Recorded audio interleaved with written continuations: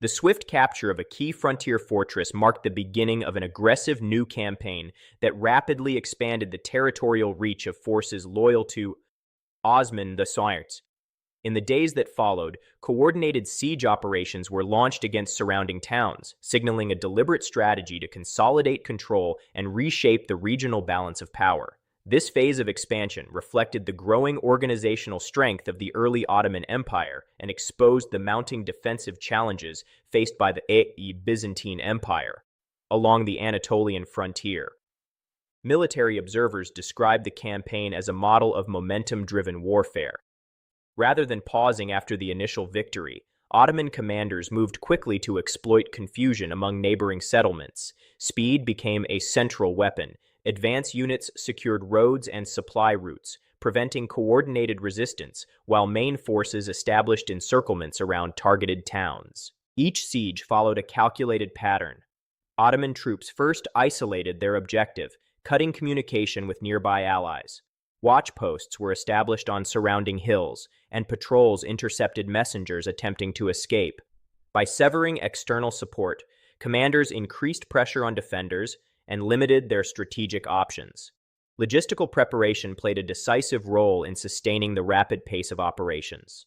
Supply caravans accompanied advancing forces, ensuring steady access to food, equipment, and siege materials. Engineers assembled portable barricades and basic siege devices designed for efficiency rather than prolonged assault.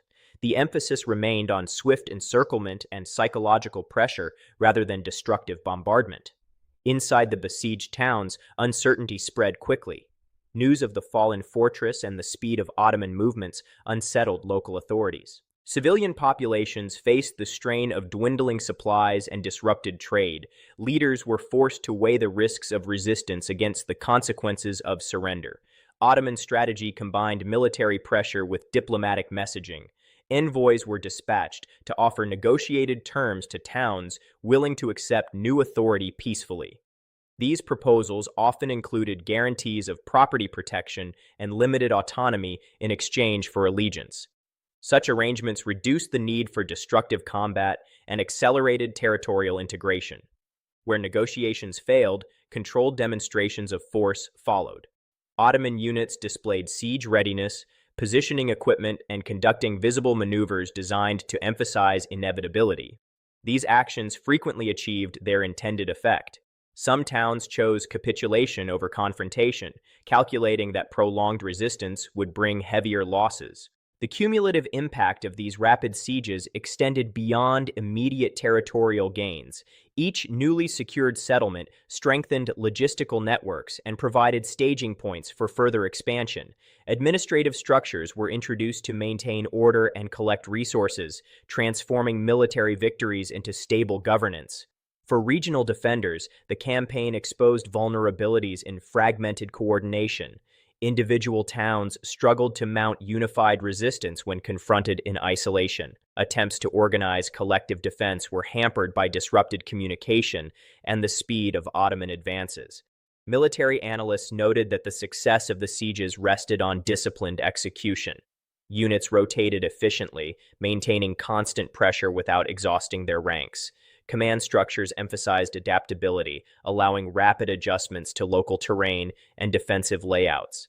Psychological factors amplified the effectiveness of the operations. The perception of unstoppable momentum spread among frontier communities. Rumors exaggerated Ottoman numbers and capabilities, sometimes encouraging surrender before formal siege lines were fully established. Fear and uncertainty became strategic multipliers. Economic consequences followed closely behind military change. Control of transportation routes redirected trade flows and revenue streams. Markets adapted to new administrative oversight, and merchants recalibrated alliances to maintain stability. These shifts reinforced Ottoman presence and reduced incentives for rebellion. The expanding zone of influence also attracted new supporters. Warriors and settlers from neighboring regions were drawn by opportunities associated with a growing power. Their arrival contributed manpower and resources that sustained further campaigns. Meanwhile, defensive authorities confronted the challenge of reform. Reports emphasized the need for improved communication networks and coordinated regional planning. Fortifications alone proved insufficient when faced with an adversary capable of rapid encirclement and negotiation-driven expansion. Diplomatic repercussions rippled outward. Neighboring powers monitored the unfolding situation with increasing attention. The speed of territorial consolidation signaled the emergence of a dynamic force capable of altering established political arrangements. Within Ottoman leadership circles, the campaign was viewed as validation of a comprehensive strategy blending speed, diplomacy, and calculated pressure. Commanders emphasized that success depended not only on battlefield strength, but also on disciplined logistics and psychological insight. As weeks passed, the chain of secured towns formed a continuous corridor of influence. Defensive lines shifted, and the strategic map of the frontier was redrawn. Each successful siege reinforced a pattern of expansion that appeared increasingly systematic. Observers described the campaign as a turning point in frontier warfare. Traditional expectations of prolonged sieges were replaced by operations focused on rapid decision and integration. Efficiency became the defining characteristic of the advancing force. Civilian experiences varied across captured settlements. Some communities adapted quickly to new administration, prioritizing stability and economic continuity.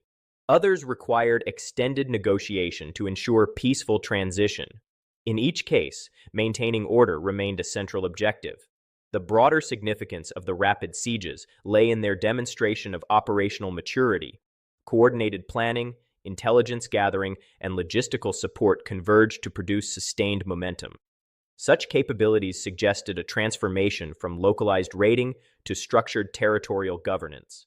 For Osman Ghazi and his commanders, the campaign represented more than a sequence of victories. It established a framework for future expansion rooted in speed and integration.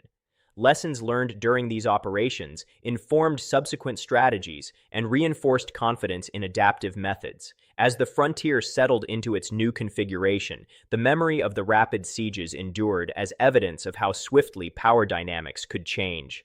Towns that once stood as isolated defensive outposts became interconnected components of an expanding domain.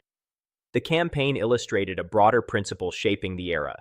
In a landscape defined by shifting alliances and emerging states, success favored those able to act decisively and consolidate gains without delay. Through a sequence of swift encirclements and negotiated transitions, Ottoman forces converted a single fortress victory into a regional transformation.